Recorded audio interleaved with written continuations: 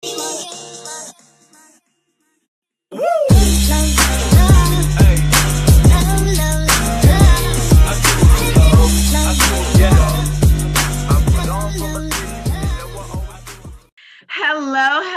We are so excited again to welcome another.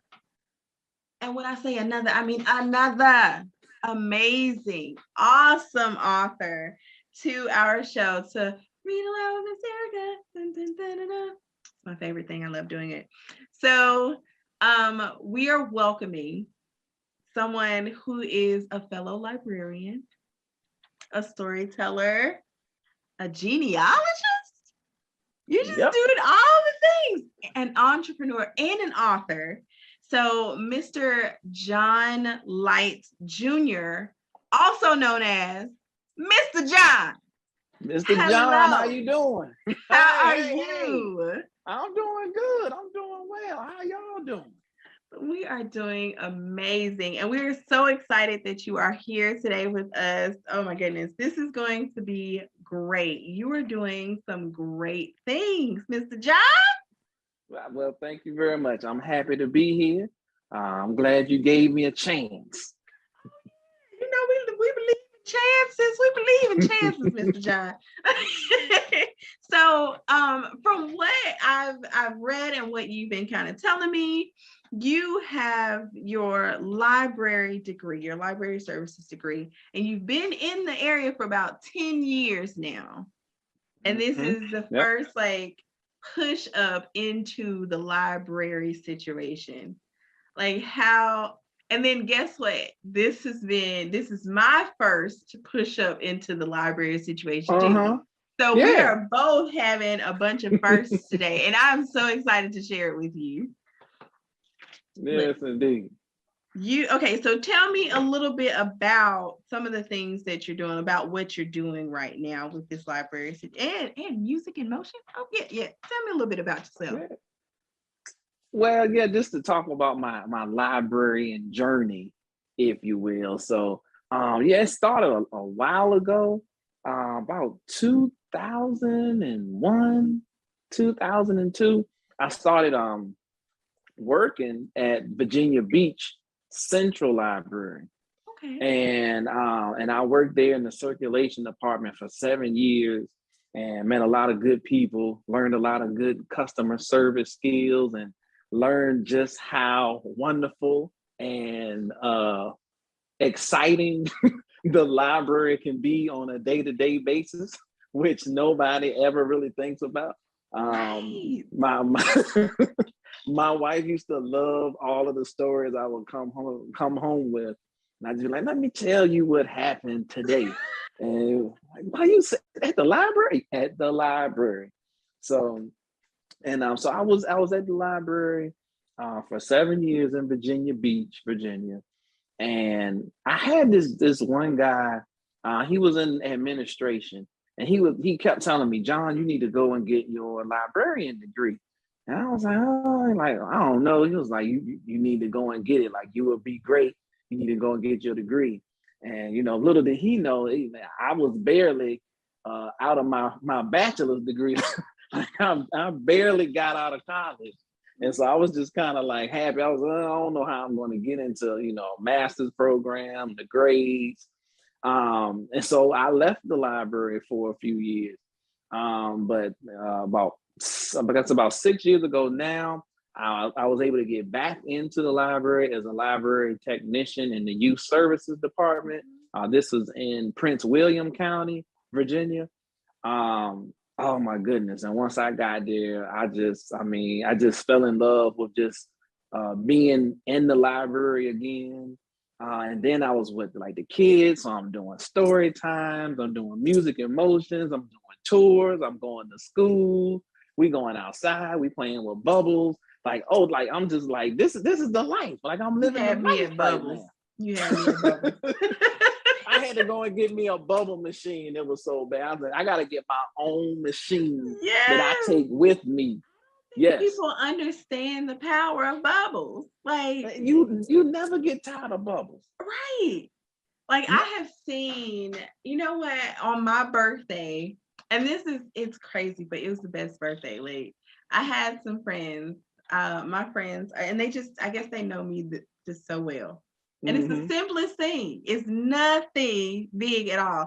And because of the pandemic, we can't do a lot. So we did like a social distance party, and they just had like a bonfire in their backyard. And my closest friends came and just hung out, and there were bubbles. Like, it's like you are transfixed. And they got kids. Simple... And now this is a birthday party for me, and she brought out the bubbles. It's over. It was done. That's all I needed. Like, I got like other little things, like, you know, my favorite cheesecake from the Cheesecake Factory. I got like things to kind of start up this little thing that I'm doing. And so, but the bubbles, these kids and me, we blew bubbles for hours. Right. It was all blowing them, popping them, running them. Trying to catch them, trying to see if they're gonna pop on you real quick, or if it's just gonna look like it's kind of translucent, look like you know them type of bubbles. You don't all the way disappear. Oh yeah. Yeah, I know. You know what I'm saying? Everybody will play with them. Teens, adults, of course, the kids. Like, it's like the best. It's the best thing ever. And so I was doing that. And while I was at that last position, I said, okay, I'm finally going to go and get my librarian degree. I haven't taken classes off and on since I had graduated, and had continued to get good grades in those classes. I said, okay, I'm going to go ahead and try this master's degree. I went to Syracuse. Shout out to Syracuse University, the iSchool at Syracuse University. It was an online program, completely online. I did have to go to school, I think, one weekend, and but I just loved it. I loved it, man. We were just in there together. The professors, they were all like, just like, we're here to teach. Like, this isn't a pass-fail situation. Like I'm here to teach you, turn you into a librarian. And when you get out, like, we're going to be colleagues and we're going to lean on each other. And so I just love the program. Absolutely. Yeah, love the program. And so I received my master's December 2019. And congratulations. Yeah, thank you. And so now I have my first librarian position, because if anybody doesn't know, until you have that master's, you are not a bona fide librarian. So got my master's, and so I'm a youth librarian now in Savannah, Georgia, and I'm loving it. I'm loving it. That is amazing, and congratulations on the new position and all the great things that you're going to do. So now I talked to you beforehand. I think it was like before you got it, and we kind of just planned here, and you wrote a book. This book is why we're here today. This book is called It's the Adventures of Joshua and Pip, right? That is correct. Yes. So there she go right there. Hey, baby. Yeah, that is. How you doing? And this book that you wrote, and I want to know a little bit more about it. Like, why did you decide to write this book? And what this first one really meant for you? I mean, it's a wonderful story, and it kind of like brings together a lot of things. Adventures in Joshua and Pip. Joshua and Pip is actually a representation of my twin sons that I have, Joshua and Jeremiah. But Joshua and Pip sounds better when you're trying to tell a story. and so I used to tell them stories at night. And, they got, wild and fantastical. And they would have like, Daddy, tell me a story. Tell us a story. And so they loved them. And I say I made the mistake of telling them, oh, yeah, I'm going to turn these into a book. Well, they were like, oh, when is the book coming? When is the book? And they telling their team, my dad ain't going to write a book. My dad going to write a book. I'm like, oh, my goodness. And so, like, I've always wanted to write a book. But I always thought you had to write like a novel. You know what I'm saying? Like, you know, now you say Yeah, write a book, you think you gotta write a novel. You think you I gotta write definitely get that. 10,000, 15,000 words or whatever. And I don't have the stamina to write that long. And but you talked about me being a storyteller, working in doing story time at the, you know, at the position in Northern Virginia. Um, I learned how to become a storyteller. And so I would tell the kids and the family stories from time to time. And as I started to learn how to tell a story, I was like, I think I can write this story. Like it's because, you know, I always started the story the same way, you know, once upon a time. And so I was like, I think I can do this. And so I wrote the story.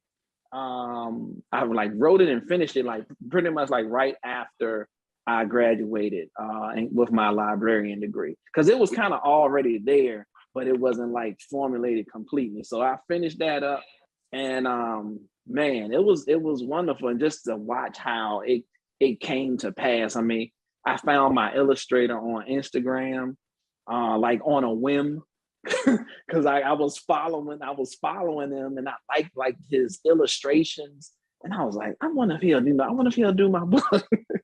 I was like, hey, you think, you want to do my book, thinking he's gonna say no, because like, of course, the illustrator, he probably got all kinds of people asking to illustrate a book. He asked me to send him the manuscript, and I sent it to him. He was like, man, I really like this. Like, I really like this. Like, normally I would just tell people I'm busy. But he was Oh, like, I really like this. And he was like, yeah, I'll do it. And so we got together. All this is all online. mhm. We got together and we were able to create this book. And I mean, it was just wonderful to see it come to pass, and to see my sons, represented on a book, because I could never find a book with my sons on it. And I know there's some out there, but it's just not common. And so I was Right. like, that was another big reason why I wanted to write a book, outside of them, keeping my promise to my sons. But Because they would not never, let you forget. nope. But I mean, just to see these faces, and for how other kids to be able to see these faces on a book, um, just it was important for me. And like, so one of my big things I want to do is try to get my book in as many libraries as possible, just so it can be that extra one. That's amazing. That's amazing. So, um, what I'm going to do now is just let you read this amazing book, and I'm going to just let you take it away, because I don't think we want to wait any longer to hear it. So, are You you don't ready? think so? Yeah. Oh, I'm always ready. All right. All right. All right. We're I'm going to have always Mr. ready. John read his book. Let's go. All right. So it's the adventures of Joshua and Pip. Words by John Light Jr. and pictures by Jamie R. Gandy. Once upon a time, on a blissfully bright day, sat a little boy named Joshua. He wore black glasses, a red shirt, and a sky blue blanket as a cape. Joshua had a cardboard box. He made it into an airplane. He wanted to fly it down Oak Tree Hill. He was nervous, but ready to give it a try. First, Joshua placed the box at the edge of the hill. He stepped in and yelled, "Fly, box, fly!" But nothing happened. Joshua was confused. Scratched his head. Second, Joshua jumped up and down in the box. The box barely budged. Joshua was frustrated. Have you ever been frustrated? Just frustrated. Oh my goodness. On his third try, Joshua decided to run and jump into the box. He raced towards the box as fast as he could. He leaped inside, but instead of flying down the hill, Joshua tumbled. Now Joshua was angry. Oh, you ever see that with your angry face? Suddenly, a little boy appeared at the top of Oak Tree Hill. He wore a sky blue shirt, soccer shoes, and a green blanket as a cape. Oh, so they have something in common there. Hi, I'm Pip. What are you doing? Pip asked. I'm trying to fly my cardboard box down the hill, but it's not working, said Joshua.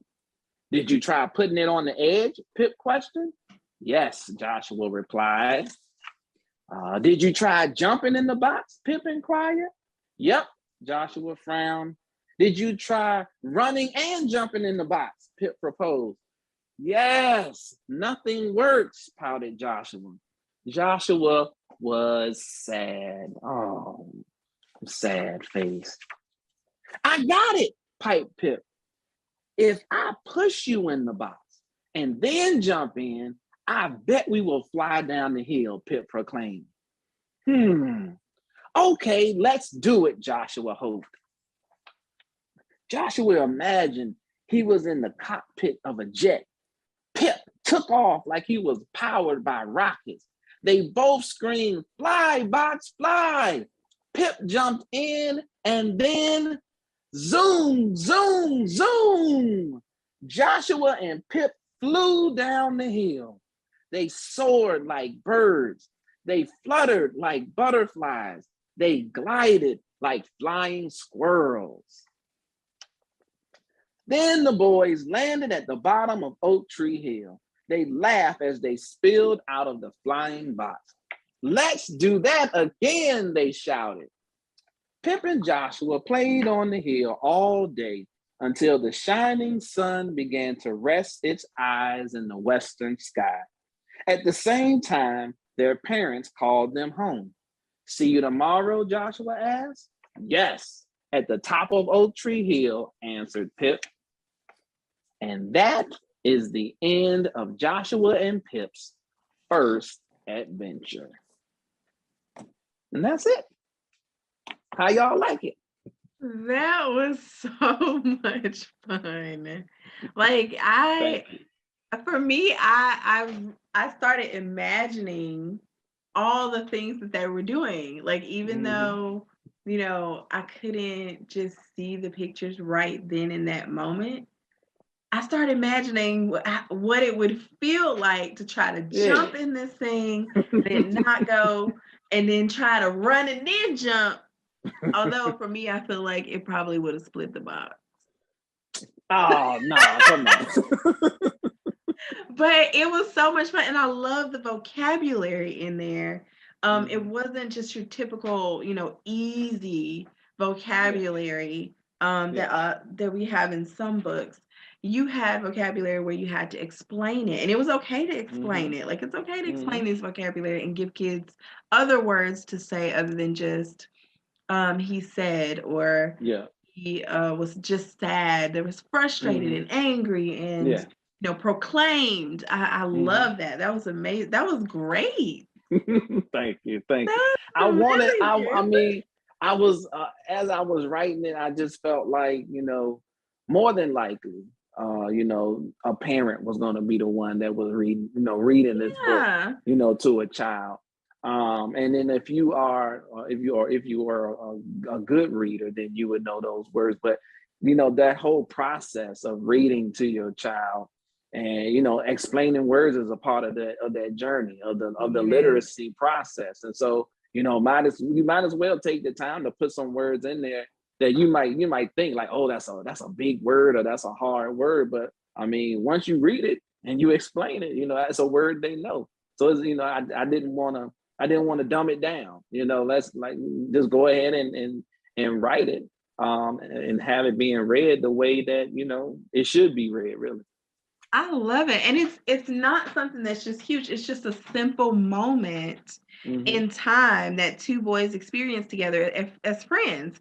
And I love how, but it's also a relatable moment. Like, we know we've all had that moment where we were trying to either roll down the hill or slide down the hill. Trying to and do it didn't something. go as planned. Like, what is going on? And then somebody walk up like, what you doing? Right.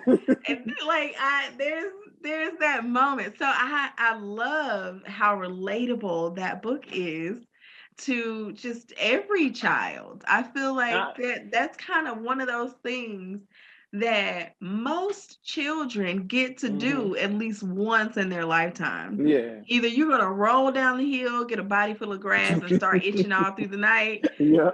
or you're trying to find something to slide on. So that was just, Yeah. that's amazing. I love it. Okay, so you were telling me, okay, so I see that the book, you were just telling us that the book was about your sons. Like you had to make it about the sons because they were not gonna let you forget that That's you right. said you were gonna write a book. That is correct. But were there any books from your childhood that you share with your sons right now, or that inspired you to be a writer? Wow. So I mean, when I tell this story to parents all the time when we're in the library and the parents are trying to get their children to read, some hard book that the child doesn't want to read. And as the librarian, I have to advocate for the child and say, hey, well, let's at least get a book that they want to read before we go and get, this long War and Peace type novel that you want them.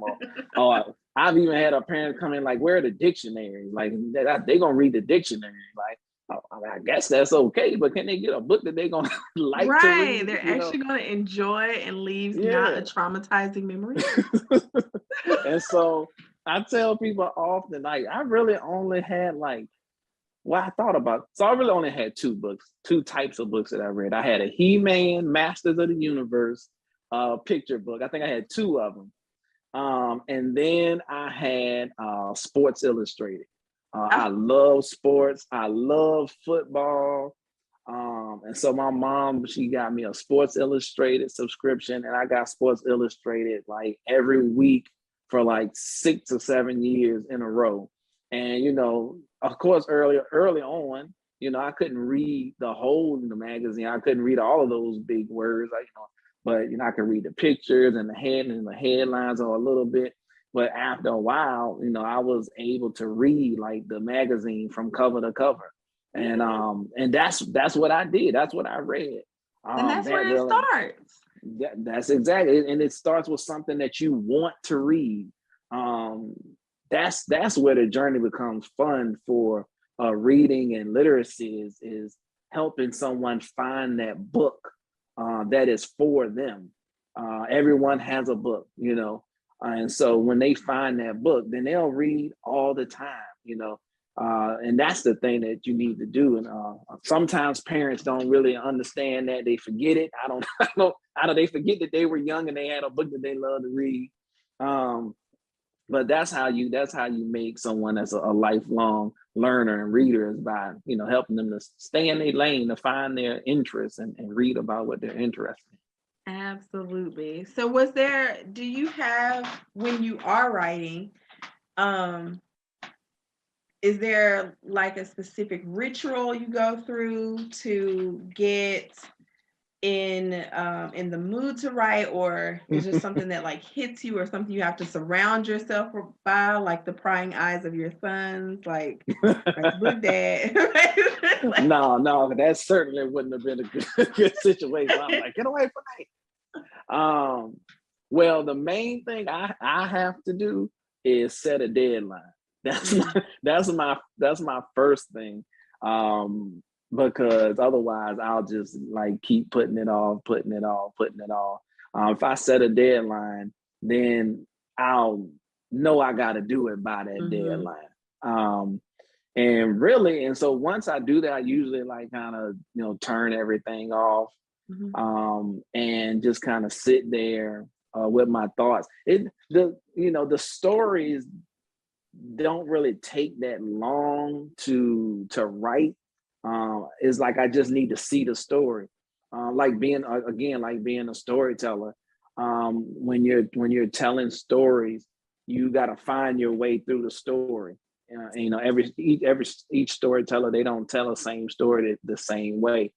So you got to find your way through the story. And so I try to sit there and I try to find my way through the story. Like where is it starting and where does it end and how do we get there? And then as I find my way through the story, I say, okay, and then I'll write it out. One thing that I learned in school, they say release the tiger. So that means that you write and don't edit, which is very hard for me. But you Really? write because I was be like, once upon a time, no, maybe once upon a blue moon. No, wait, once no, it don't like, don't worry about it. Like just write Yeah. it. Like Just just go go. for it. Just go. So just go from beginning to end. Cause once you finish it, then you can go back and just destroy it. And because you're gonna have to cut a lot of stuff out and especially make it fit, on a paper. I mean, in a book, on a page. Yeah, that's the first kind of like release that tiger. Then you go back and you just editing. You try to make sure that every sentence is clear. So that's pretty much all it really takes for me. I love but as it. Adventures of Joshua and Pip, I think took me like 2 hours. Okay. From beginning to end of that whole process to write. And then And that's maybe with releasing the tiger. That was everything. That was it was like sit down, release, go back, edit, read it. And it was like, oh, okay, it's done. Nice. I love that. So how many books have you written so far? So I have published 3 books. I have a 4th book done. That's the 3rd Joshua and Pip book. So I have the 3rd Joshua and Pip book done. I probably would need to edit it again if I look at it again, but it's not published yet. So I have seen Joshua and Pip. The second one is Joshua and Pip, Calvin the Catfish. They go on a journey. They go fishing because we like to go fishing, but every time we go fishing in real life, it like does not work out. So I wrote a story, a little fishing adventure, at least where they do a lot better than we do in real life. Yeah, and then I went. Oh, go ahead. I'll probably be able to relate to that one too. I went once, okay. age, and I caught 2 fish because I could not keep my attention on the fish that was pulling. What was you looking at? I probably would have caught 5. What? Maybe 6 or 7. I probably would have caught more, but I could not. I couldn't focus on the line, the rod. I could not focus on it long enough. So I was like, all right, there's nothing happening. I look off and then something pulls. And then you like rip it out. Oh, I missed it. I'm like, dang it, I missed it. And they took the thing. Yeah. And then I also didn't want to touch the bait because we were baiting minnow. It was like little minnow. Put it on up in there. And I didn't want to touch the fish. Oh my goodness. Yeah, it's pretty hard to catch them if you're not trying to touch them. It's gross. But I got 2. I didn't touch it. They had Somebody to get it off. I was like, I got it. Get it off. Okay, get it off. Put the other one on there. Were you on on the grass? Was it like a pond or something? Were you on a boat? I was actually on a little boat. So there was a boat. So we got on the boat and we found like an open spot, super quiet, and it was great. Like I loved it. But my attention span was not strong enough for this trip. Like, oh, look at those clouds. The clouds are just so beautiful today. Anything at all. Oh my gosh, is somebody tie a shoe in there? Oh. Any old random thing. Took it again. Oh my goodness. Oh man. So I will definitely relate to that one. Oh, go ahead. I'm listening. Probably going to relate to the rest too. And so then the last one that I published is this one, My Mother's Wildest Dreams. This one is where I was able to put my love of genealogy and marry that with writing a book. I was finishing up the 3rd Joshua and Pip book. But I had been doing like a lot of family history, family tree stuff, like within those 2 or 3 days before then.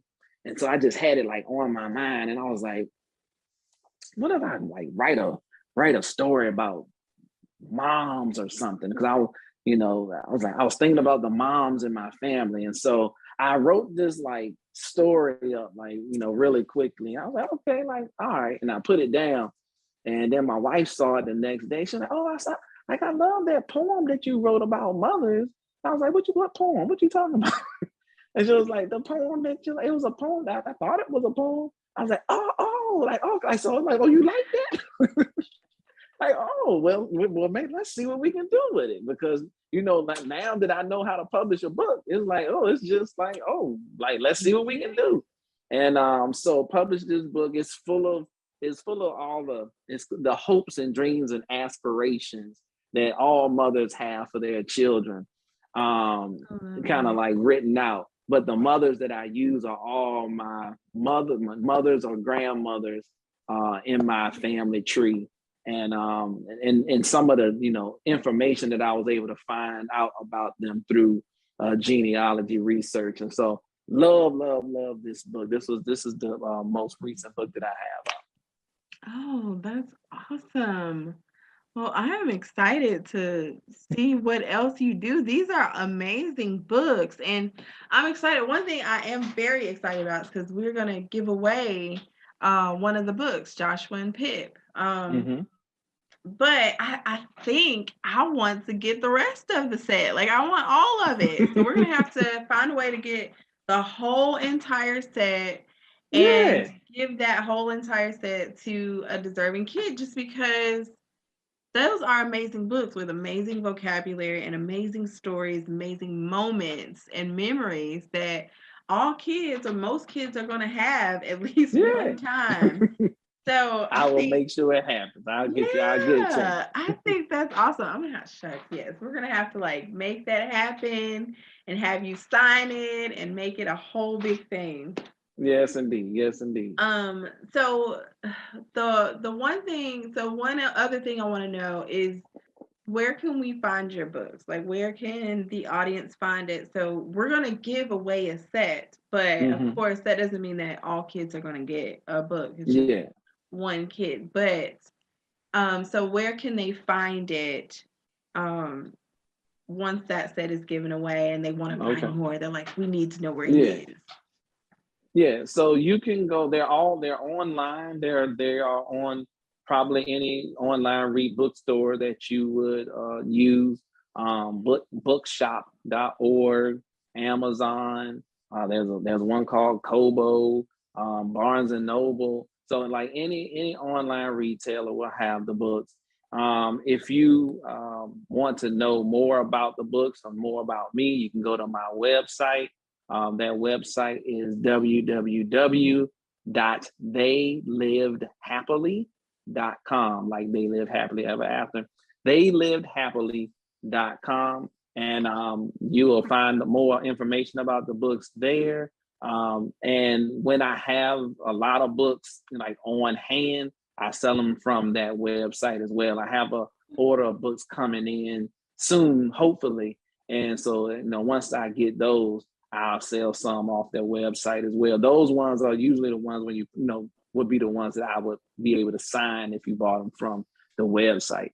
But yeah, you can find them anyway. Yes. Okay, so sadly, this is coming to an end. You have been absolutely amazing. But what is something, or even do you have anything that you would like to say to aspiring writers or just kids who are learning to read or trying to figure out how to love reading? Do you have anything you want to say to those kids today, or those people? Because there might be adults doing the same thing. Yeah, so I was telling you earlier that I do interviews as well on my Instagram, and they're called the Who I Am interview series. And so I think the best thing that you can do, and this would be for reading or anything going up through life, is to discover who you are. It's very important to discover what your passions are, what things you're good at, what things you don't like. Discover those strengths and weaknesses that you have, and those interests, and like really lean into the things that you like. And so that will help you when you're going to try to find something to read. I ask, kids all the time, they were like, they want to find a book. I'm like, well, what do you like to read? Like, or what do you like to do? Like, so if you don't know what you like to do, you're making it like harder when you're trying to find something that you're going to read that's going to bring you joy, as opposed to just reading anything. So my first thing would say is find out what you like, what you love, discover who you are, and then go in that direction. And release the tiger. So you like that? You like that release the tiger? Huh? That's my new favorite. I feel like. Yes, indeed. That's what it is. Just release that. You release the tiger. Once you figure it out, you right. Get your journal out and just go. Just start writing. Just write it. Then like, oh, what was this? I love it. Well, we are so excited that you came on the show and got a chance to talk with us about your passion and all the things that you're doing. Thank you. Thank y'all for having me. I appreciate you. We're gonna have to get you to come out here and do some of this story time and activities and stuff or something. Hey, let me know. That was really great. I love the energy that you give for that. So that's amazing, just to see and have that representation, working with our kids and the youth. So congratulations on everything, and thank you for coming out. Thank you very much. Thank you for having me. Of course. Now, friends, this don't have to be the last time you see him. He has a website and Instagram, which we're going to post on everything. And we're also giving away his book. So look out for that. Thank you again for coming to see us. We will see you next time for Read Aloud with Miss Erica. Dun, dun, dun, dun, dun. See you guys later.